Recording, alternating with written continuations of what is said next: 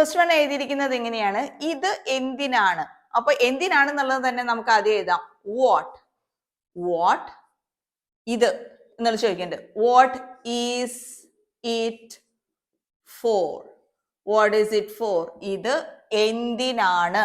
അപ്പൊ നമ്മൾ എപ്പോഴും ഈ മലയാളം ട്രാൻസ്ലേറ്റ് ചെയ്യുമ്പോൾ ഉള്ള പ്രശ്നങ്ങൾ എങ്ങനെയാന്ന് പറഞ്ഞിട്ടുണ്ടെങ്കിൽ നമ്മൾ അതേപോലെ തന്നെ ട്രാൻസ്ലേറ്റ് ചെയ്യും. അപ്പോഴാണ് നമ്മുടെ സെന്റൻസ് സ്ട്രക്ചറിന് വ്യത്യാസം വരുന്നത്. അപ്പൊ അത് അങ്ങനെയല്ല ചെയ്യേണ്ടത്.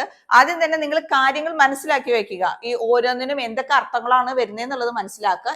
അതിനനുസരിച്ചിട്ട് നമ്മൾക്ക് വാക്കുകളും അതുപോലെ സെന്റൻസുകളും അതിനനുസരിച്ച് ഫ്രെയിം ചെയ്യുക.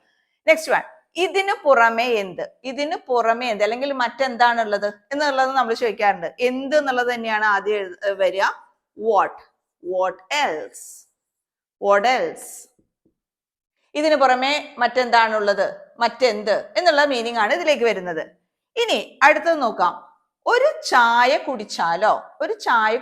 അപ്പൊ നമുക്ക് ഒരു കാര്യമുണ്ട്. ഈ വാട്ട് എബൌട്ട് വെച്ചിട്ട് നമുക്ക് ഇങ്ങനെ ഒരുപാട് കാര്യങ്ങൾ ചോദിക്കാം. What about drinking a cup of tea?